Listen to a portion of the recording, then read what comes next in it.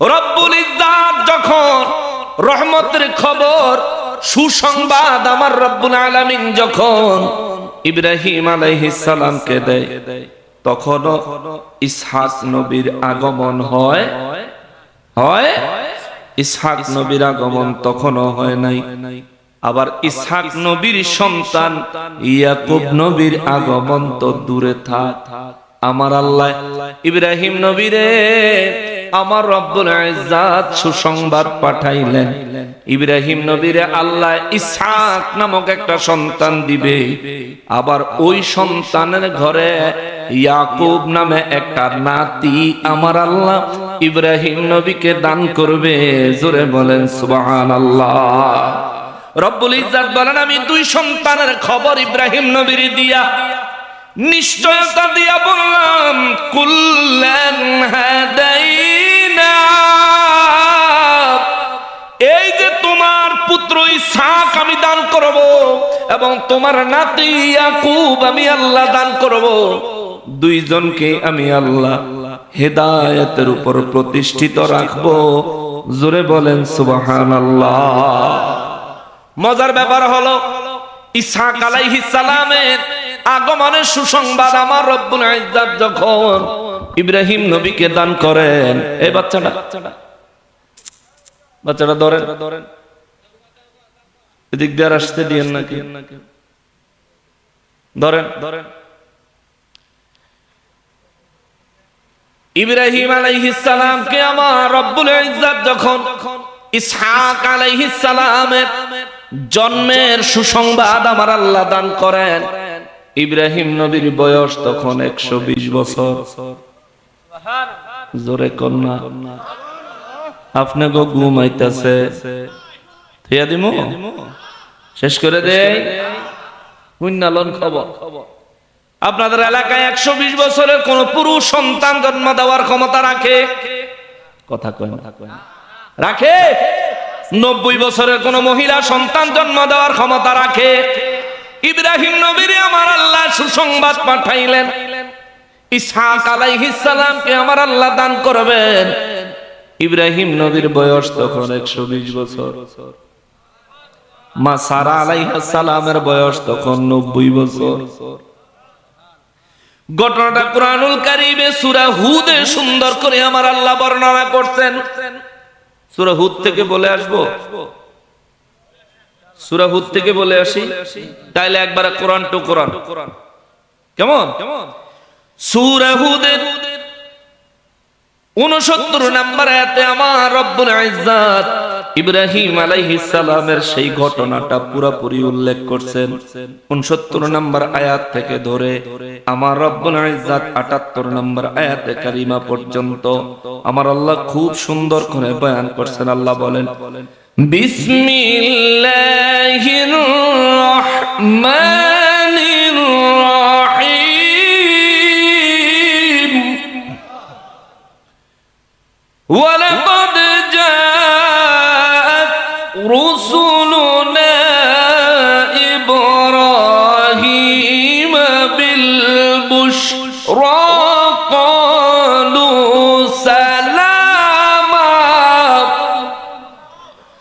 قال سلام فما لبث أن جاء بعجل حنيذ। রব্বুল আলামিন বলেন, ওয়ালাকাদ জাআত রুসুলুনা ইব্রাহিম বিল বুশরা, আমি রব্বুল ইজ্জাত ইব্রাহিম আলাইহিস সালামের জন্য যখন সুসংবাদ দিয়া ফেরেশতা পাঠাইলাম। কবে? ইব্রাহিম নবী একবার, তিনি ছিলেন অত্যন্ত অতিথি পরায়ণ মানুষ, মেহমান ছাড়া খানা খাইতেন না।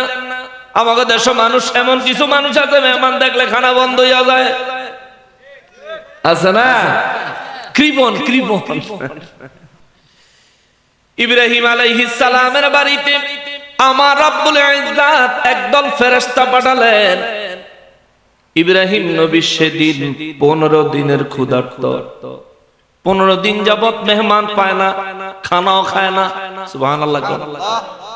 আমরা হইলে চিন্তা করতাম, আমরা হইলে তো মেহমান আত্মক দুই আইতে দেরি হইলে আমরা টেবিলে বিসমিল্লাহ শুরু করে দিলাম, তাই না? আয়োক তে আইয়া শুরু করবো না, আমি শুরু হইলে দিলাম। ইব্রাহিম আলাইহিস সালাম 15 দিন হলো কোনো মেহমান পায় না। 15 দিন ধরে কোনো মেহমান না পায়া 120 বছরের বৃদ্ধ মানুষ কিচ্ছু খায় না। 15 দিন পরে হঠাৎ করে একদল মানুষ দেখলেন, তিনি এত সুন্দর মানুষ জীবনে আর কোনদিন দেখে নাই। সুন্দর সুন্দর যুবক। ইব্রাহিম নবীর জামানায়, লূত আলাইহিস সালামের জামানা, ইব্রাহিম নবীর জামানা একই জামানা। বাবারে, ইব্রাহিম নবীর বাড়িতে একদল ফেরেশতা যখন মানুষের রূপে আগমন করলেন, এই মানুষগুলো এত সুন্দর, এত সুন্দর, এত সুন্দর। এমনিতে ফেরেশতা নূরের, আবার আল্লাহ তাদেরকে মানুষের আকৃতি দান করেছে। ও মুসলমান, তাই বলে তারা মাটির মানুষ হয়ে গেছে? জোরে কন্যা, জোরে কন্যা। নূরের ফেরেশতা মানুষের রূপ ধারণ করছে, তাই বলে নূরের ফেরেশতা কি মাটির হয়ে গেছে? যদি নূরের ফেরেশতা মানুষের রূপ ধারণ করলে নূরের ফেরেশতা মাটির না হয়, আমার নূর নবী রাহমাতুল লিল আলামিন, আমার আল্লাহ নূর দিয়া বানায়া মানব রূপে জমিনে পাঠাইছে। তার মানে বোঝা যায় আমার নবীও দেখতে মানুষের মতো, হাকিকতে আমার নবী নূর। ঠিক কিনা বলে? যদি আকলবান হন বুঝবেন, আর যদি আকল বেচ্চা রুটি কিনা খাইয়া থাকেন তা তো কাম সারা। কোথায় আছে আকলে খাইছে মাডি, বাপে পুতে কামলা খাড়ি, আসেনি কথা? খবরদার। নূর নবী রাহমাতুল লিল আলামিন, আমার দয়াল নবী রাহমাতুল লিল আলামিনের নূরানী জবান মোবারকে আমার রব্বুল ইজ্জত বিশ্ববাসীর সূরা হুদে জানায়, ইয়া রাসূলুল্লাহ, বিশ্ববাসীকে জানায় দেন, ওয়ালাকাদ জাআত রাসূলুনা ইব্রাহিম বিল বুশরা। আমি রব্বুল আলামিন একদল ফেরেশতা ইব্রাহিম আলাইহিস সালামের কাছে পাঠাইলাম সুসংবাদ দিয়া। সুসংবাদ নিয়ে একদল ফেরেশতা আসলেন। তারা এসে বললেন কলু সালামা। তারা এসে ইব্রাহিম নবীকে সালাম দিয়ে দিলেন। চিৎকার দিয়া কোন সুবহানাল্লাহ। ইব্রাহিম নবী বললেন ক্বালা সালামুন, তিনিও সালামের জবাব দিলেন। ফামা লাবিসা আন জাআ বিইজলিন হানিজ। আল্লাহু আকবার। 15 দিন ধরে ইব্রাহিম নবী কিছু খায় না। মেহমান দেখে আর হুঁশ নাই। হাই হাই, পাইছি মেহমান, আজকে কিছু খাওয়ান যাইব, নসিবে কিছু জুটবো। ইব্রাহিম আলাইহিস সালাম সঙ্গে সঙ্গে তিনি অনেক পরিমাণে গরু পালতেন। গরু, অন্যান্য পশুর তুলনায় ওনার গরুর পাল ছিল অনেক বড়, অনেক বেশি পরিমাণে তিনি গরু পালতেন। ইব্রাহিম আলাইহিস সালাম ওই গরুর পাল থেকে একটা বাছুর নিয়ে আসলেন। বাছুর, গরুর বাছুর। কেননা গরু যত কচি হয় মাংস তত মজা হয়, ঠিক না? বয়স যত কম হয় মাংস তত, গোশত তত মজা হয়। মেহমানদের সামনে উপস্থাপন করছে। মেহমানরা কি মানুষ না ফেরেশতা? জোরে কয় না। কি কি? ফেরেশতারা খায়নি, পান করেনি, বাথরুমও যায়নি। মানবীয় কোন প্রয়োজন তাদের আছে?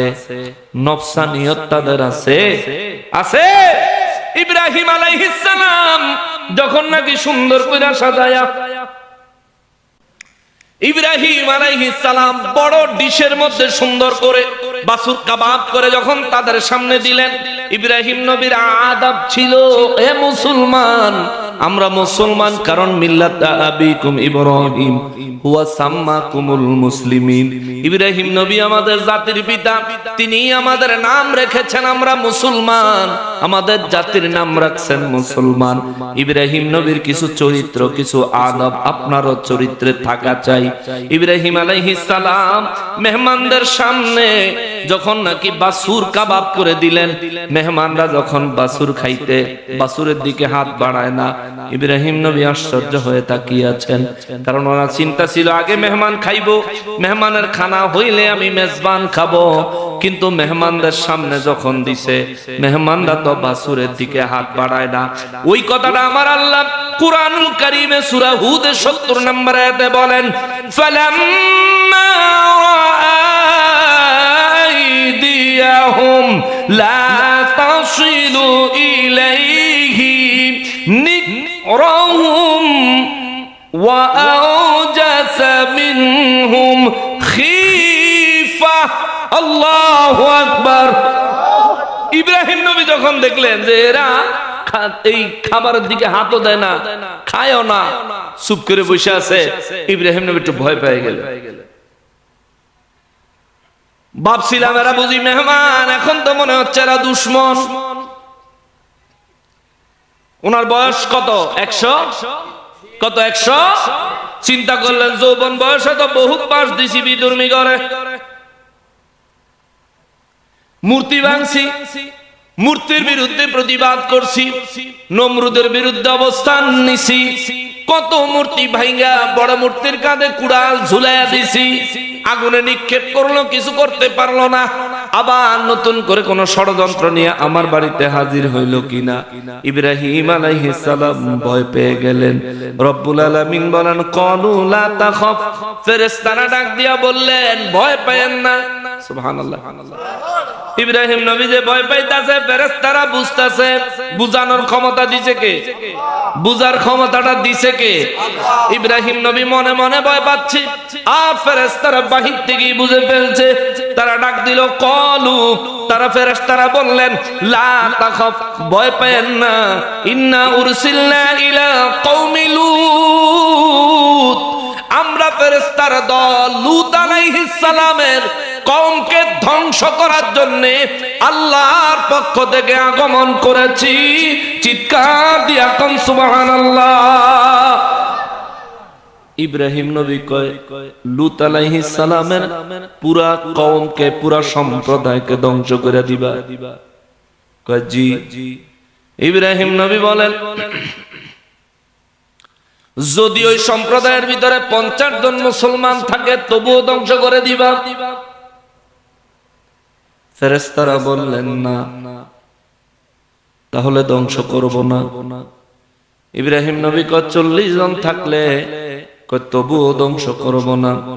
ইব্রাহিম নবী বলেন 30 জন থাকলে? বলেন তবুও ধ্বংস করব না। ইব্রাহিম নবী বলেন 20 জন থাকলে? কয় তবুও না। 10 জন থাকলে? তবুও না। 5 জন থাকলে? তবুও না। 3 জন থাকলেও কি ধ্বংস করে দিবা? বলে তবুও না। বলে একজন ব্যক্তিও যদি সেখানে ঈমানদার থাকে তবুও কি তুমি তাদেরকে ধ্বংস করে দিবা? ফেরেশতারা বলে না, একজন ঈমানদার অবশিষ্ট থাকতে তাদের উপর আমরা আল্লাহর গজব চালাবো না। ইব্রাহিম নবী কয় ওই সম্প্রদায়ের ভিতরে কেউ যদি ঈমানদার নাও থাকে, লূত আলাইহিস সালাম সে নিজে তো ঈমানদার, তিনি ওখানে থাকতে তোমরা কেমনে গজব নিয়ে আযাব নিয়ে ওখানে যাইবা? কেমনে তাদেরকে ধ্বংস করবা? ফেরেশতারা বলেন ইব্রাহিম নবী গো, আপনি ঘাবড়ায়েন না, চিন্তা করিয়েন না, আমার রব্বুল ইজ্জাত ঈমানদারদেরকে হেফাজত করবে, জালিমদেরকে ধ্বংস করবে। পুরা ম্যাপ আমার আল্লাহ, পুরা ম্যাপ আইকা, পুরা যুদ্ধের কৌশল, তাদের উপর আযাব নাজিলের সমস্ত কিছু আমার রব্বুল ইজ্জাত কুদরতি ভাবে আমাদেরকে বলে দিছেন। জোরে বলেন সুবহানাল্লাহ। যখনই মানুষ পুরুষে পুরুষে বলাৎকার করবেন, অপেক্ষা করবেন, তখনই আল্লাহর গজব নেমে আসবে। নারীতে নারীতে যখন নাকি এই জেনা করবে তখন আল্লাহর গজব নেমে আসবে, গজব নেমে আসবে। মুসলমানের আমাদের দেশেও এই বিষয়টা নিয়ে কিছুদিন আগে অনেক ভার্সিটির শিক্ষিত সমাজেরা আন্দোলন করছে, সমকামিতা। আল্লাহ হেদায়েত নসিব করুক, জোরে কোন আমিন। ইব্রাহিম আলাইহিস সালামকে তারা বললেন ঈমানদারদেরকে হেফাজত করবেন আমার আল্লাহ, বেঈমানদেরকে শেষ করে দেওয়ার জন্য আল্লাহ আমাদেরকে পাঠাইছেন। ইব্রাহিম আলাইহিস সালাম বলেন তাইলে ঠিক আছে, তাইলে ঠিক আছে। এবার ফেরেশতারা কয় আমরা একটা খোঁজ খবর নিয়ে আইছি। কি খোঁজ খবর? ইব্রাহিম আলাইহিস সালামের ওই ফেরেশতারা বললেন আমার রব্বুল ইজ্জাত আপনাকে সন্তান দান করবেন, আপনার সন্তানের নাম হবে ইসহাক। চিৎকার দিয়া কোন সুবহানাল্লাহ। ইব্রাহিম নবীর সাথে যখন মেহমানদের কথা হয়, যখন বললেন ইব্রাহিম আলাইহিস সালামকে যখন বললেন আমরা মানুষ নই, আমরা ফেরেশতা, যার কারণে খানা খাই না। ইব্রাহিম নবীর বউ ঘরের তেনে হুন্না কয় সারে সর্বনাশ, ফেরেশতা জীবনে কোনোদিন দেখি নাই। পর্দার কাছে আয়া কান্ডা লাগাইয়া পর্দার উট্টু ফাঁকা কইরা দেহনের চেষ্টা করতেছে। সুবহানাল্লাহ। দেখবেন আপনার বাড়িতে কোনো বুজুর্গ ব্যক্তি নিয়ে গেলে কিংবা কোনো মূল্যবান দামি মানুষ, সম্মানী মানুষ নিয়ে গেলে বাড়ির ভিতরে পর্দার আড়ালে যারা আছে সামনে আসতে পারে না, এখানে সেখানে টুকি ঝুঁকি দিয়া চিন্তা করে একটু দেখি কেমন জানি দেখা যায়, তাই না? ইব্রাহিম আলাইহিস সালামের বিবি হযরতে মা সারা আলাইহিস সালাম পর্দার আড়ালে দরজার পর্দার পিছনে তিনি দাঁড়িয়ে আছেন, দাঁড়ায় কান লাগাইয়া দিছে, আবার মাঝে মাঝে একটু ফাঁকা করেও দেখে।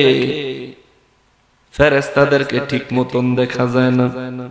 ফেরেশতারা যখন বললেন আল্লাহ আপনাকে সন্তান দান করবেন, আপনার সন্তানের নাম হবে ইসহাক, আল্লাহ আপনাকে আপনার ওই সন্তানের ঘরের নাতি দান করবেন যার নাম হবে ইয়াকুব। ইব্রাহিম নবীর বিবি ওয়ামরাআতুহু কাইমাতান, তিনি পর্দার আড়ালে দাঁড়িয়ে ছিলেন। ফাদাহিকাত, এই খবর শুননা হাসিয়া দিছে। জোরে কন্যা সুবহানাল্লাহ। আল্লাহ নিজে তার হাসির কথাটা বলছেন, ফাদাহিকাত, তিনি হাসিয়া দিছে।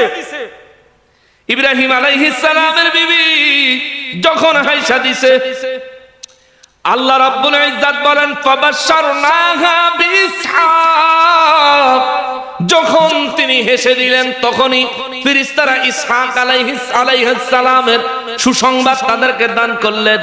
ওয়া মিন ওয়ারাই ইসহাক ইয়াকুব, যখন তিনি বেশি করে হাসা দিছে ফেরেশতারা তখন কয় খালি ফুত না, ফুতের ঘরে নাতিও আল্লাহ দিব কয়ে দিছে। জোরে কন্না সুবহানাল্লাহ। এই বেচারির হাসি কোনো থামেই না। মা সারা আলাইহিস সালাম বয়স কত? 90, 90 এর উপরে চলতেছে বয়স। মা সারা আলাইহিস সালাম বলেন قالت يا ويلتى ألد وأنا عجوز। আল্লাহু আকবার। মা সারা আলাইহিস সালাম কয়টা কেমনে সম্ভব? আমি হলাম বুড়ি, আমি বুড়ি, আমার বয়স 90 এর বেশি, আমার ঘরে সন্তান, আবার তার ঘরে নাতি। আরে সন্তান হইব, বড় হইব, বিয়া করামু, এরপরে নাতি। আরে ফেরেশতারা কয় কি রে? এরপরে আমার নবী রাহমাতুল লিল আলামিন বলেন ফেরেশতাদেরকে ওই মহিলা হযরতে সারা আলাইহিস সালাম ইব্রাহিম নবীর বিবি, তিনি বললেন আহারে ইয়া ওয়াইলাতা, কেমনে সম্ভব? এটা তো বড় আশ্চর্যের ব্যাপার। আলিদু আনা আজুজ, আমি তো বুড়া হয়ে গেছি গা। তিনি বললেন হাদা বালি শাইখা, ইব্রাহিম নবীর দেখায়া কয় এ ফেরেশতারা বালা করে দেখো আমার জামাই বুড়ো হয়ে গেছে। সুবহানাল্লাহ গো, আমার জামাই দিকে ছায়া দেখো এবারে বুড়ো হয়ে গেছে। হাদা বালি শাইখা, এই যে আমার স্বামী এবারে তো বুড়ো হয়ে গেছে গা, এবারের ঘরে আর আমার ঘরে কেমনে বাচ্চা হইব? যখন নাকি ইব্রাহিম আলাইহিস সালামের বিবি হযরত সারা আলাইহিস সালাম আশ্চর্যের কথা বললেন, ফেরেশতারা তার দিকে তাকায় বললেন ইন্না হাযা লা শাইউন আজীব, বাস্তবিক পক্ষে এটা বড় আশ্চর্যের বিষয়, এটা সত্য। ক্বালু আতা'জাবিনা মিন আমরিল্লাহি রাহমাতুল্লাহি ওয়া বারাকাতুহু আলাইকুম আহলাল বাইত। ফেরেশতারা বললেন আতা'জাবিনা মিন আমরিল্লাহ, আল্লাহ সুসংবাদ পাঠাইছে। আল্লাহ সুসংবাদ পাওয়ার পরেও কি আপনার আশ্চর্য লাগে? সুবহানাল্লাহ। আল্লাহ যে খবর পাঠাইছে এই খবর শুনে মা সারা আলাইহিস সালাম একটু হাসলেন, বাস্তবতা বললেন যে আমিও বুড়ি হয়ে গেছি, আমার স্বামীও বুড়ো হয়ে গেছে, এই অবস্থায় কেমনে সম্ভব? আমাদের ঘরে সন্তান, আবার আমাদের সন্তানের ঘরের নাতি, এটা কেমনে সম্ভব? এটা তিনি একটা আশ্চর্য বোধ প্রকাশ করলেন। ফেরেশতারা সঙ্গে সঙ্গে বললেন, ক্বালু আতা'জাবিনা মিন আমরিল্লাহ, আপনি কি আল্লাহর আদেশের উপর আশ্চর্য বোধ করছেন? সুবহানাল্লাহ। অর্থাৎ আল্লাহ সিদ্ধান্ত যখন যা আসে তার উপর শুকর আদায় করা উচিত, হাস্য রহস্য তামাশা নয়। জোরে কন্যা সুবহানাল্লাহ। রব্বুল আলামিনের হাবিব রাহমাতুল লিল আলামিন বলেন, পরওয়ারদিগারে আলমের পক্ষ থেকে আগত ফেরেশতারা হযরত সারা আলাইহিস সালামকে এবং ইব্রাহিম আলাইহিস সালামকে কেন্দ্র করে তারা বললেন, আতা'জাবিনা মিন আমরিল্লাহ, আল্লাহর রহমত কি আপনার কাছে, আল্লাহর আদেশ কি আপনার কাছে আশ্চর্যজনক লাগে? ইব্রাহিম নবীর বিবি হতভম্ব হয়ে গেলেন, চুপ হয়ে গেলেন। হায় হায়, আল্লাহ কি নারাজ হয়ে গেল নাকি? ইব্রাহিম আলাইহিস সালাম নিজে হতচকিত হয়ে গেলেন। তিনি চিন্তা করলেন, হায় হায়, মা হাওয়া আলাইহিস সালামের কারণে হযরত আদম আলাইহিস সালাম পৃথিবীর জমিনে তাশরীফ আনা লাগছে, 360 বছর কান্দা লাগছে। আমার বউর কারণে আমিও নিদরা খেয়ে যাই। ইব্রাহিম নবীর ভিতরে একটা টেনশন কাজ করতেছে। মা সারা আলাইহিস সালাম তিনিও আশ্চর্য হয়ে, তিনিও একেবারে অবাক হয়ে গেলেন। ফেরেশতাদের কথা চুপ হয়ে গেলেন, অনুতপ্ত হয়ে গেলেন। ফেরেশতারা সঙ্গে সঙ্গে বলেন, রাহমাতুল্লাহি ওয়া বারাকাতুহু আলাইকুম আহলাল বাইত, আল্লাহর রহমত, আল্লাহর বরকত আপনাদের উপরে আছে। এই বাড়ির যত বাসিন্দা আছে সবার উপরে আল্লাহর রহমত ও বরকত আছে। অতএব আশ্চর্য হওয়ার কিছু নাই। আল্লাহ যদি চায় 120 বছরের বুড়ার ঘরে, 90 বছরের বুড়ির ঘরেও নবী সন্তান দান করতে পারে। জোরে বলেন সুবহানাল্লাহ। আমার শেষ করে দেওয়া উচিত, আমি বুঝতেছি। ইন্নাহু হামিদুম মাজিদ। ফেরেশতারা বললেন, এটা তো শুকর আদায় করার বিষয়, প্রশংসা করার বিষয়। কেননা যিনি 120 বছরের বৃদ্ধকে, 90 বছরের বৃদ্ধাকে যিনি সন্তান লাভের সুসংবাদ দিতে পারেন, ওই রব্বুল আলামিনের প্রশংসা করা উচিত, তার মর্যাদা বর্ণনা করা উচিত, আশ্চর্য হওয়া উচিত নয়। জোরে কোন সুবহানাল্লাহ। যদি এগুলোর সাথে একটু মিলাই, আমার নবী রাহমাতুল লিল আলামিনের মিলাদুন নবী যখন আসে, আমরা তো শুকরিয়া আদায় করি, আনন্দ প্রকাশ করি শরীয়ত সম্মত ভাবে, কিন্তু কিছু মানুষ আছে আমাদেরকে দেখে আশ্চর্য হয়ে যায়। ঠিক কিনা বলে? আশ্চর্য হয়ে যায়, আরে কি, আরে বেদাত বেদাত, এলোমেলো কথাবার্তা বলে কি বলে না? জোরে বলেন না, বলে কি বলে না?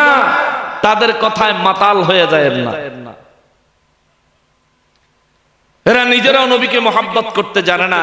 মানুষ মহব্বত করলেও এরা মহব্বত বুঝে না। আরে বুঝবো কেমনে? যার শরীরে জ্বর হইছে তার মুখে যদি রসগোল্লা দেয়, তিতা না মিডা? এ কথা কন না। আপনাকে এই কিশোরগঞ্জে কারো যদি জ্বর আসে, রসগোল্লা মুখে দিলে কি বেশি মিঠা লাগে? তিতা লাগে না? কথা বলেন, তিতা লাগে না? আচ্ছা, রসগোল্লা কি তিতা? হ্যাঁ, তাহলে তার মুখে তিতা লাগলো কি লিগা? তার শরীরে কথা বলেন, তার শরীরে নবীর মিলাদুন নবী পালন করতে, নবীর মহব্বত করতে, নবীর প্রশংসা করতে, ঈদ মিলাদুন নবীর মাহফিল করার সময় যারা দেখে আশ্চর্য হয়, যারা দেখে সহজভাবে মেনে নিতে পারে না, ওদের ঈমানে জ্বর হইছে, যার কারণে এগুলো ভালো লাগে না। ঠিক কিনা বলেন? কষ্ট পাচ্ছে? এগুলো সত্য, এগুলো বাস্তব, অস্বীকার করার কোন সুযোগ। ইব্রাহিম আলাইহিস সালামের আমার পরওয়ারদিগারে আলম ওই সুসংবাদের কথা সূরা আল আনআমে আমার আল্লাহ বললেন, ওয়া ওয়াহাবনা লাহু ইসহাক ওয়া ইয়াকুব। আল্লাহ বলেন, আমি রব্বুল রব্বুল আলামিন ইব্রাহিম নবীকে ইসহাককে দান করেছি এবং ইসহাকের ঘরে তার নাতিরে দান করছি। আল্লাহ ফেরেশতা দিয়া সন্তান এবং নাতির খুশ খবর দিয়া আমার আল্লাহ ইনডাইরেক্টলি জানায়া দিলেন, ইব্রাহিম নবী গো 120 বছর বয়স হয়েছে, ঘাবড়ানোর কিছু নাই। আপনার নতুন করে পুত্র সন্তান হবে, ওই সন্তান বড় হবে, সন্তান বিয়ে করবে, ওই সন্তানের ঘরে আরেকটা নাতি হবে যার নাম হবে ইয়াকুব। আপনারে আমি আল্লাহ ততদিন পর্যন্ত হায়াত দান করব, আপনি নিজের চোখে দেখবেন। যদি ইব্রাহিম নবী নাই দেখে তাইলে ইব্রাহিম নবীর জন্য নাতির সংবাদটা কি সুসংবাদ হইব? হইতো না।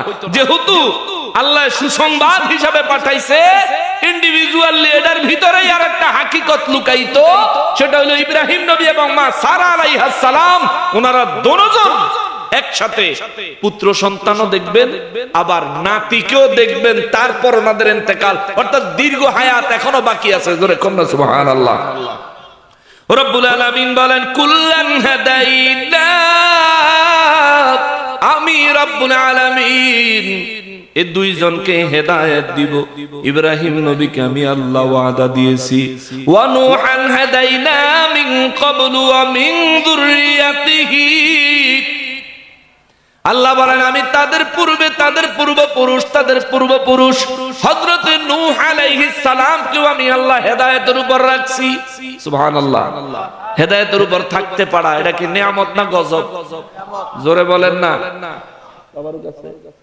আচ্ছা, তাবারুক বলে নাই। তারপরেও আপনারা যে এত রাইতে আছেন, আলহামদুলিল্লাহ।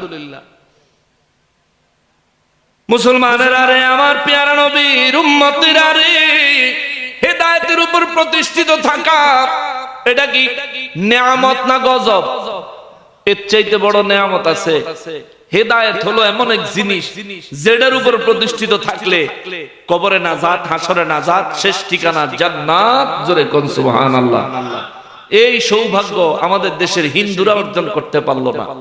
খ্রিস্টানরা, ইহুদিরা, নাসারারা, কাফের বেঈমানরা, বৌদ্ধ ধর্মের লোকেরা, আরো যত ধর্ম আছে, ইসলাম ধর্মের বহির্ভূত যত ধর্ম আছে, কোন ধর্মের মানুষ এই নিয়ামত পাইল না। আল্লাহর অশেষ মেহেরবানিতে আমরা এই নিয়ামত পেয়েছি। চিৎকার দিয়ে বলা যাবে কি সুবহানাল্লাহ, আলহামদুলিল্লাহ। ফেরেশতারা যে আইলো লূত নবীর কওমে যাইতে, লূত নবীর কওমে ফেরেশতারা গেছেনি, এই ঘটনাটা একটু শোনা দরকার আছে নি? না না না, বাদ দেন, এটা শোনা লাগতো না। হ্যাঁ, ফেরেশতারা কি একটা ফিডা যে দিছে তা করে গিয়া, ওরে ফিডারে বাহিরে সাঙ্গ বাংলাদেশ হইয়া যদি ওয়াহাবিদের ফিরতো, ঠিক আছে না? ওয়াহাবিদের একটা ফিডা দিত, কিচ্ছু মাদের সাথে ফলাফান রাখতাম দশ সোরা কোনা দেখুক কত বড়। ইব্রাহিম আলাইহিস সালামের সুসংবাদ দিলেন, দেওয়ার পরে ফেরেশতারা হযরত লূত আলাইহিস সালামের বাড়ির দিকে রওনা করলেন। এই সূরা হুদের পরের আয়াতগুলোতে সুন্দর করে বর্ণনা আসছে। সময় বড় কম, রাত অনেক হয়ে গেছে, সময়ের অভাবে আয়াত বাই আয়াত তাফসীর করে বললাম না, শুধু মুদ্দা কথা ঘটনাটা বলে যাই। সূরা হুদের 6 নাম্বার রুকুটা দেখবেন, 6 নাম্বার রুকুটা, পুরো রুকুটা যদি আপনি তাফসীর পড়তে পারেন তাহলে দেখবেন সুন্দরভাবে উল্লেখ আছে। লূত আলাইহিস সালামের বাড়িতে একদল ফেরেশতা, নূরানী, নূরের ফেরেশতা, মানব রূপে, অত্যন্ত সুন্দর চেহারার অধিকারী, দেখলে পুরুষও মনে হয় না আবার নারীও মনে হয় না। এ যেন কেমন এক প্রাণী, দেখতে মানুষের মতো, হাত আছে, পা আছে, কিন্তু এদের চেহারা কেমন যেন। এত সুন্দর চেহারার মানুষ এ জমিনে আর কেউ কখনো দেখে নাই। লূত আলাইহিস সালামের বাড়িতে যায়া বাহির থেকে এরা সালাম দিলেন।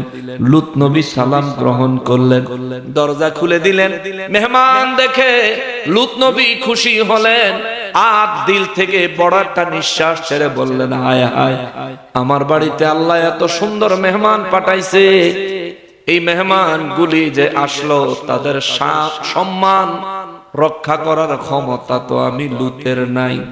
আমার কওমের লোকরা যে বাজে লোক, যে খারাপ লোক, লূত আলাইহিস সালাম আক্ষেপ নিয়ে তাদেরকে ঘরের ভিতরে জায়গা দিলেন। পরিবারের সদস্য যারা আছে সবাইকে বলে দিলেন, খবরদার, খবরদার, আমার বাড়িতে মেহমান আসছে, ঘরের বাইরে যেন খবর না যায়। খবর গেলে ওই জানোয়াররা আসবে, তারা এসে তাদের উপর অত্যাচার করার চেষ্টা করবে। লূত নবীর একটা বিবি ছিল কাফের, একজন বউ ছিল কাফের। মহিলা মানুষ যদি খারাপ হয়, জীবনে ভোগান্তির কোন শেষ। আপনার যেই ফাও কাফাত করবো সেই ফাওয়ের ভাড়া দিয়া মোটর দিয়া ভেঙে দিব, ঠিক না? যখন আপনি বিপদে পড়বেন তখন দেখবেন আপনার গাড়ির উপরে চাইপা বইবে। চান্স পাইলে এত ডেঞ্জারাস। মহিলা যদি খারাপ হয়, আপনি কই এই এলাকার মহিলারা মাশাআল্লাহ ভালো আছে, আম্মা জানেরা শুনতেছে, তারা ভালো টালো না কইলে পরে তো আবার আমার দাওয়াতটা দিত না। কিন্তু আম্মা যদি আপনার চরিত্র খারাপ হয় তাহলে আপনার আসলেই খারাপ, ঠিক কিনা বলে? আপনি যদি স্বামীর প্রতি জুলুম অত্যাচার করনেওয়ালা মানুষ হন তাহলে আপনি আসলেই খারাপ, আপনি দায়ুস। আমার নবী বলছেন, দায়ুসু লা ইয়াদখুলুল জান্নাহ, দায়ুস কখনো জান্নাতে যাবে না। মা, আপনার জান্নাত আপনার জাহান্নাম নির্ভর করে আপনার স্বামীর সন্তুষ্টির উপর। কথা বলেন ঠিক কিনা? আবার অজাত্যা স্বামী যদি হয়, বাজারও বেটা গলকে ঝগড়া লেগে বাইতে বউরে কিলে আসেনি এরকম। এক বেটা বাজারে গেছে, জায়দ, হ্যাঁ, এই নদীর রিডা মাছ, রিডা মাছের অনেক দাম না? নদীর ফাঙ্গাস মাছও তো 900 টাকা কেজি, 1000 টাকা কেজি।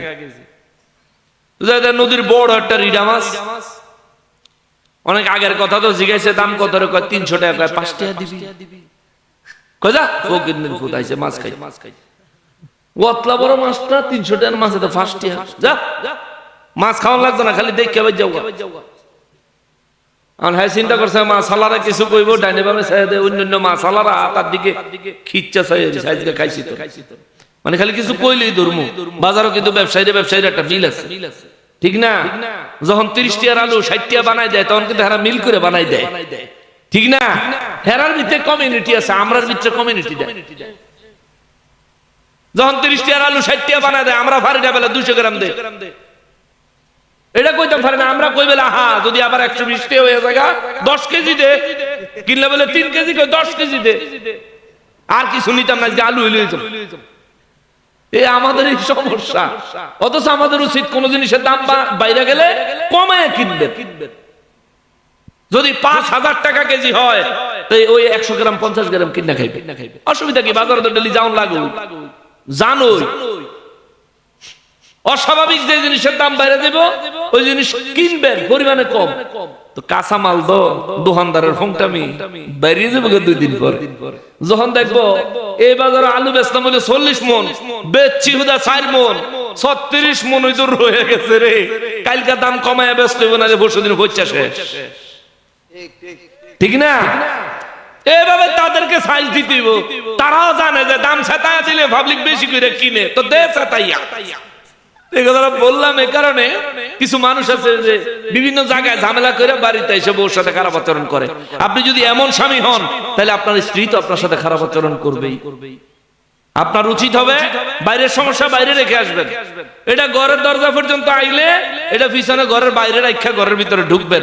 পারিবারিক পরিবারের সাথে যখন সময় কাটাবেন, একটু সুন্দর আনন্দপূর্ণ রহমতপূর্ণ একটু খুশ মেজাজের সময় কাটাবেন, তাইলে দেখবেন কোন জিনিস না চাইতেও হাতের কাছে এসে হাজির হয়ে যাবে। আর খ্যাট ব্যাট ব্যাট করলে কয়দিন সহ্য করবো? এরপরে একদিন দেখা যাবে যে হ্যাঁ, ঘটনা কোন দিক দিয়ে ঘটাই দিছে কইতে পারতেন না।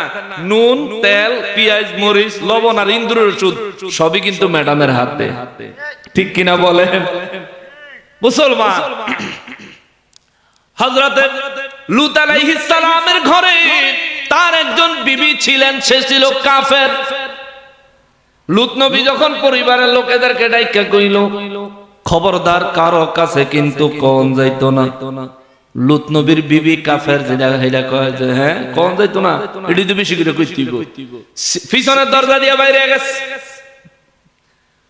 কমে লূতের কাছে যায়, সবার সামনে যায় বক্তব্য দিয়া বেড়ি কইল, আমগো ঘরে এমন কিছু মেহমান আইছে রে, তাদেরকে দেখতে এত সুন্দর, জীবনে কোনোদিন তাদেরকে এত সুন্দর মানুষ আমি দেখি নাই।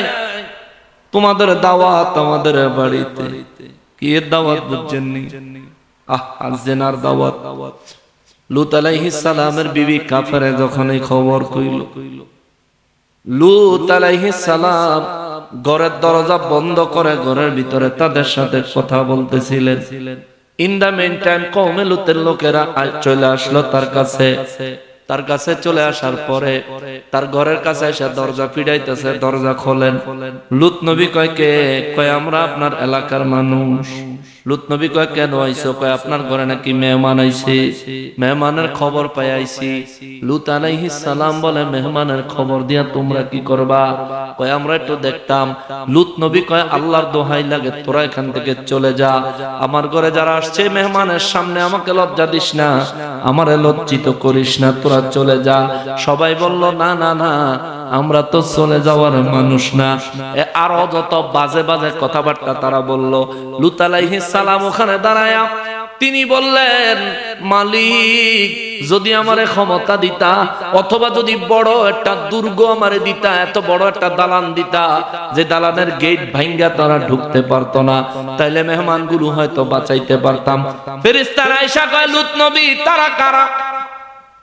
এরা কারা?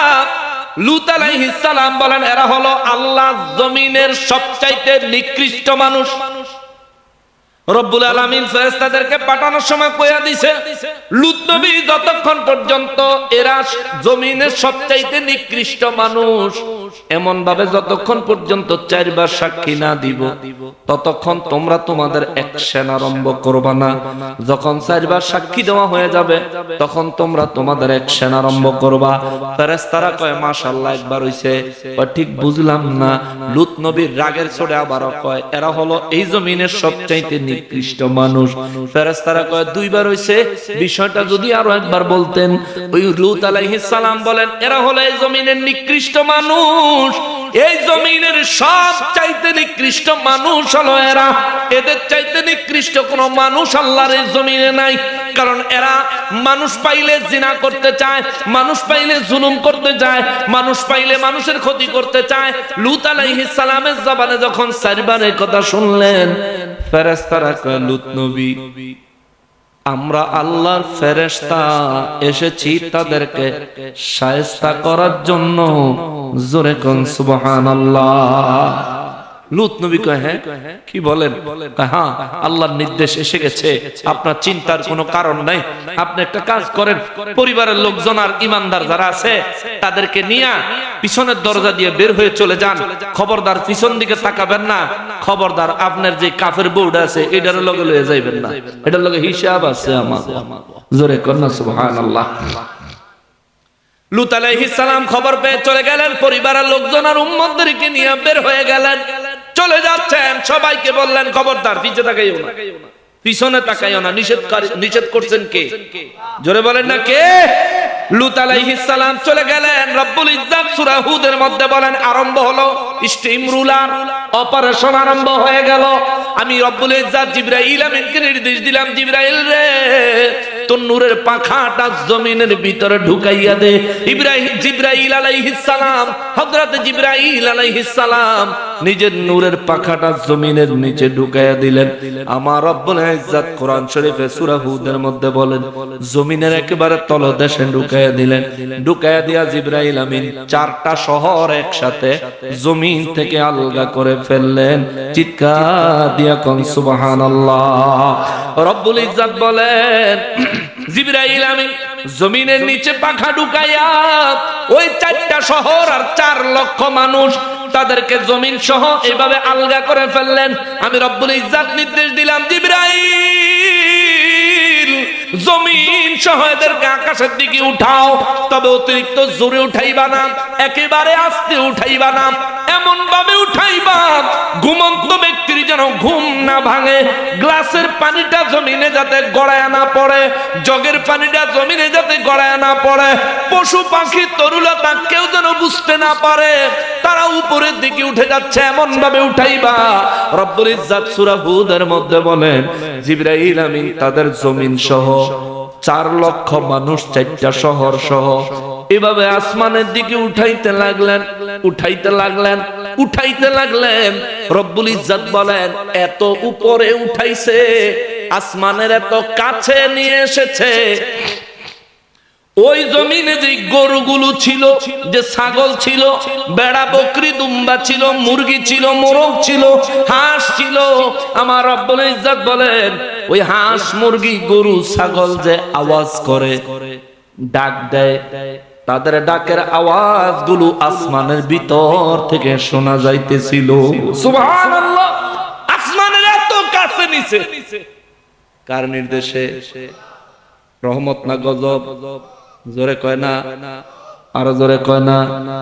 বাংলাদেশে যারা কওমে লুতের জাত আছো, বাংলাদেশে যাদের কওমে লুতের অভ্যাস আছে, সূরা হুদের 6 নাম্বার রুকুটা পড়বি, তারপরে এই বাজে কাম করবি। এ মুসলমান, সময় আছে, তওবা করো, এখনো ছেড়ে দাও। যদি তওবা না করো আল্লাহর গজব থেকে বাঁচতে পারবা না। লুত নবীর জামানায় গজব দিয়েছেন যে আল্লাহ, এখনো কিন্তু তামাম সৃষ্টি জগৎ পরিচালনা করছেন সেই আল্লাহ। তিনি যদি চান গজব দিয়ে মুহূর্তে ধ্বংস করে দিতে পারেন। তিনি যদি চান ধ্বংস হয়ে যাচ্ছে এমন ব্যক্তিকেও রক্ষা করতে পারেন। রাখে আল্লাহ, কেউ মারতে পারে না। আল্লাহ যদি ধ্বংস করে দেয়, কেউ রক্ষা করতে পারবে না। কথা বলেন ঠিক কিনা? রব্বুল ইজ্জতের হাবিব রাহমাতুল লিল আলামিন বলেন, জিবরাইল আমিন পাখার মধ্যে করে পুরো জমিনটা আকাশ পর্যন্ত উঠাইলেন। এমন ভাবে উঠাইলো যার গ্লাসে পানি ঢুকানো ছিল পানিটা কাত হয়ে পড়ে নাই, যে ঘুমায়া ছিল ঘুম ভাঙে নাই, কেউ টেরই পায় নাই। এরপরে আমার আল্লাহ নির্দেশ দিলেন, জিবরাইল এবার আসমান থেকে উপর করে জমিনে আছাড় দাও। আসমানের উপর থেকে জমিনটাকে উপর করে জমিনে এত জোরে আছাড় দিছে রে, ওই 4টা শহর 4 লক্ষ মানুষ চিরতরে নিশ্চিহ্ন হয়ে গেছে, আল্লাহর জাহান্নামে নিপতিত হয়ে গেছে। জোরে বলেন নাউজুবিল্লাহ।